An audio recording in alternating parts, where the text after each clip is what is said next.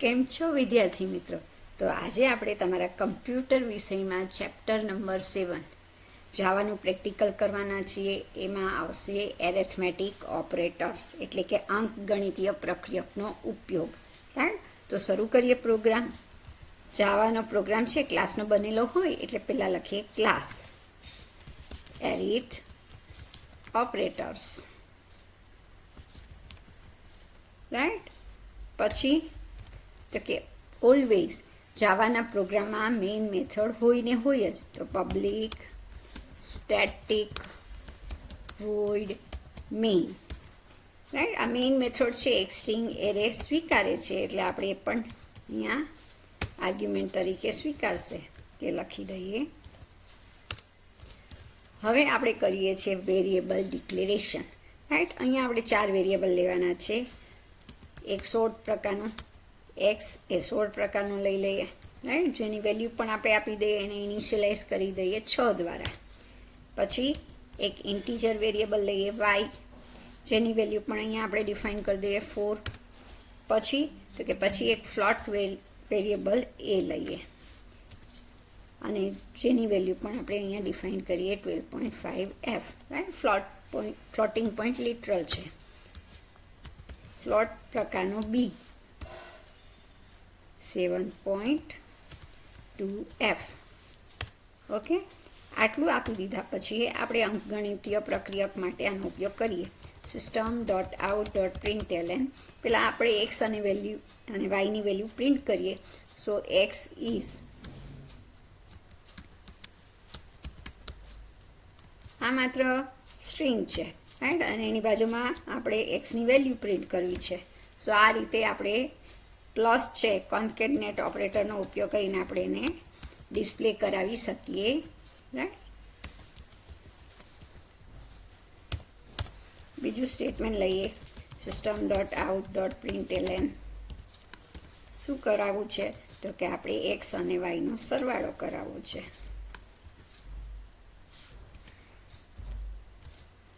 Plus into bracket X plus Y. Okay, હવે આપણે આ જ વેરિયેબલ છે એક્સ અને વાય પર સબટ્રેક્શન, મલ્ટિપ્લિકેશન, ડિવિઝન અને મોડ્યુલસ ઓપરેટરનો ઉપયોગ કરીએ. રાઈટ? તો આપણે આની કોપી જ કરી શકીએ અને અહીંયા માત્ર ઓપરેટર છે, પ્રક્રિયક છે, બદલાવી દઈએ. અહીંયા માઇનસ કરી દઈએ, અહીંયા પણ આપણે માઇનસ કરી દઈએ, અહીંયા મલ્ટિપ્લિકેશન કરી દઈએ અને અહીંયા ડિવિઝન કરી દઈએ.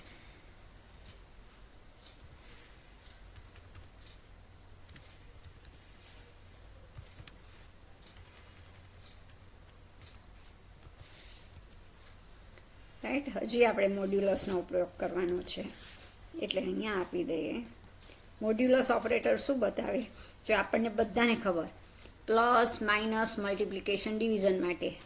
રાઈટ? ડિવિઝન માટે આપણે સ્લેશનો ઉપયોગ કરીએ અને આ પર્સન્ટેજની નિશાની છે, તમને લાગે પર્સન્ટેજ શોધવા માટે, પણ એકચ્યુઅલી એ મોડ્યુલસ ઓપરેટર છે અને જેનું કાર્ય છે શેષ બતાવવાનું. રાઈટ? તો એક્સ મોડ્યુલસ વાય કરીએ એટલે આપણને શું મળશે? શેષ મળશે. ઓકે, આટલું થઈ ગયા પછી આપણે એક્સની કિંમત છે હવે ઋણમાં આપી દઈએ. X equal to -6. ઓકે, અને હવે પ્રિન્ટ કરીએ કે એક્સ મોડ્યુલસ વાય કરીએ તો આપણને જવાબ છે ધન મળશે કે ઋણ મળશે.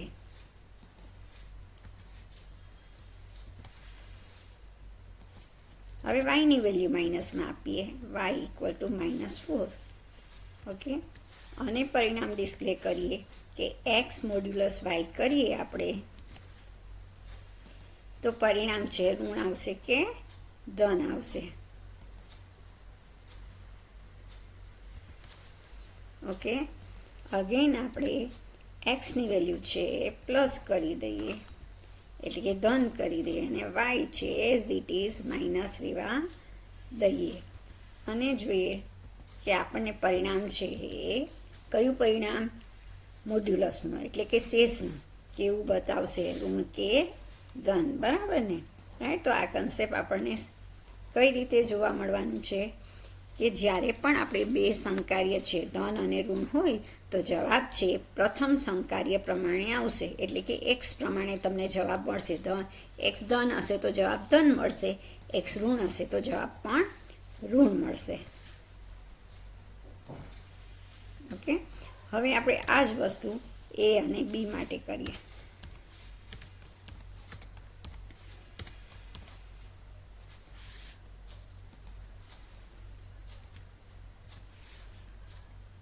એ બી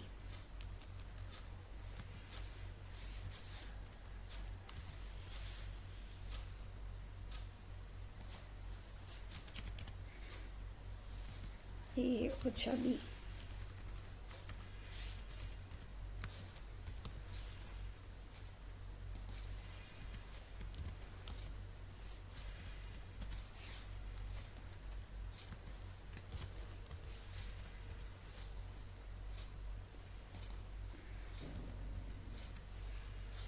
A divisible by B, A divide by B.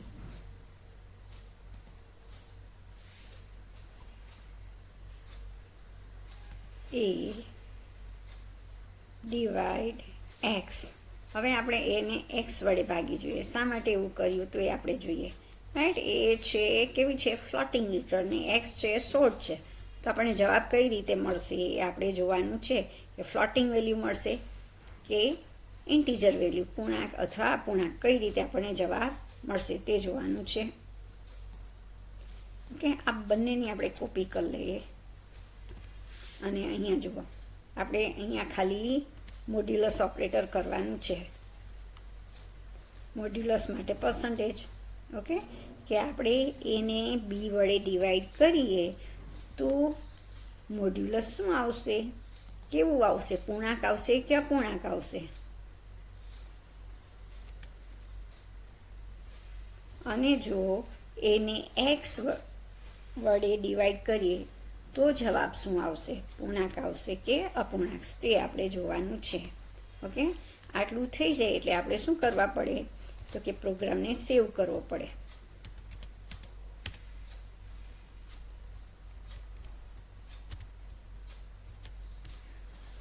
ફાઇલને સેવ કરી દઈએ. કયા નામથી સેવ કરવાનું છે તો કે આપણું નામ છે એરિથ ઓપરેટર્સ. ક્લાસનું જે નામ છે એ જ આપણી ફાઇલનું નામ બનશે. .java. રાઈટ. આપણી પાસે એક ફાઇલ છે ઓવરરાઇટ કરી દીધી. હવે ટૂલ્સમાંથી એને કમ્પાઇલ કરીએ. રાઈટ. અહીંયા હું સેમિકોલન ભૂલી ગઈ. એક્ઝિટ કોડ 1 શું સૂચવે છે કે કમ્પાઇલેશન ભૂલ છે તે સૂચવે છે. કઈ જગ્યાએ તો કે સેમિકોલન એક્સપેક્ટેડ. રાઈટ. આપણે જે ચેન્જીસ કરીએ અગેન સેવ ઇટ અને પછી કમ્પાઇલ કરો. એક્ઝિટ કોડ 0 આવી ગયો. તો પ્રશ્ન આવો એક્ઝિટ કોડ 0 શું સૂચવે છે? પ્રોગ્રામ સક્સેસફુલી કમ્પાઇલ થઈ ગયો. નાવ ગો F5 અથવા રન કરો પ્રોગ્રામને. રાઈટ. તો એક્સની વેલ્યુ જો 6 છે, વાયની વેલ્યુ 4 છે અને અહીંયા આપણને બતાવે છે એક્સ અને વાયની કિંમત, એક્સ વત્તા વાયની કિંમત 10, એક્સ ઓછા વાયની કિંમત 2. એક્સ અહીંયા તમે બધાને ખબર ન પડે તો ઇક્વલ ટુની નિશાની એડ કરી દેવાની. રાઈટ. કે તમને જવાબ શું મળતો છે એ જોવા માટે તમે અહીંયા ડબલ કોર્સની અંદર, કેમ કે આ આપણો મેસેજ છે. રાઈટ. સો વિધિન ડબલ કોર્સ આવશે એટલે એ સ્ટ્રિંગ તરીકે પ્રદર્શિત થશે.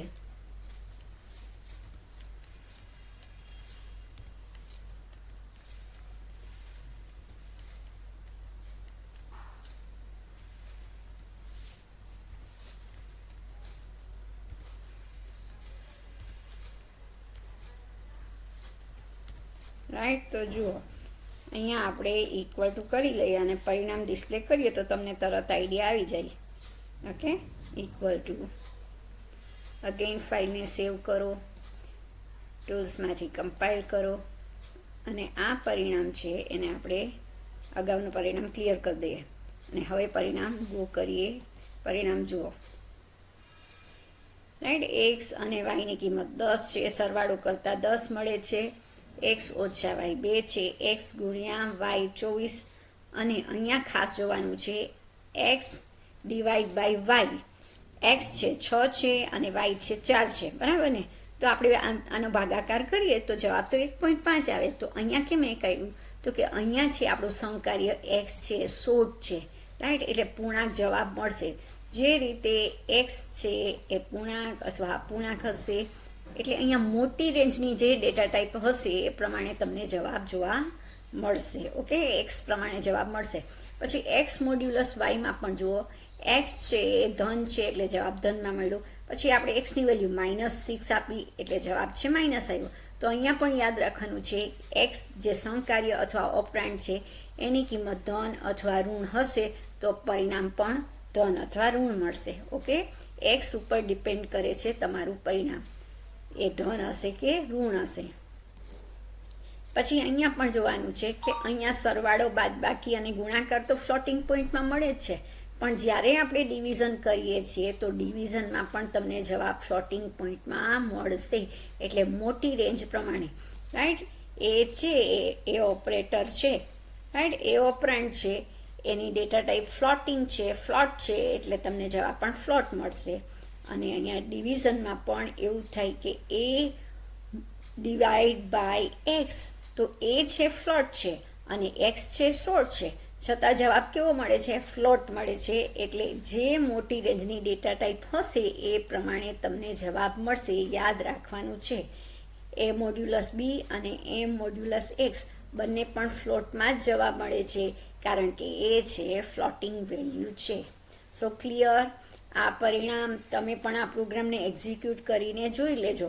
આ પ્રોગ્રામ લાંબો લાગે છે પણ કશું લખવાની જરૂર નથી. તમારે ખાલી કોપી પેસ્ટ કરવાનું, ઓપરેટર બદલાવાનું છે, બરાબર ને. ઓપરેટરની નિશાની બદલાવશો અને ડિસ્પ્લે કરશો એટલે આ રીતે તમને બધી કેલ્ક્યુલેશન, એરેથમેટિક કેલ્ક્યુલેશન ખ્યાલ આવી જશે, બરાબર ને. ખાસ કરીને મોડ્યુલસમાં જોઈ લેજો કે જો ધન હોય તો જવાબ ધન મળે.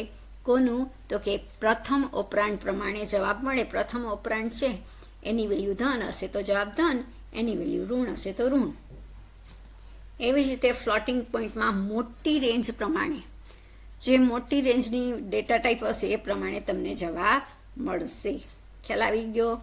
તો તમને કોઈ મૂંઝવણ હોય અથવા બીજો પ્રેક્ટિકલ જોવાનું તમને ઈચ્છા હોય તો મને જરૂરથી કમેન્ટ કરજો. હું ચોક્કસથી એનો વિડીયો પણ બનાવીશ.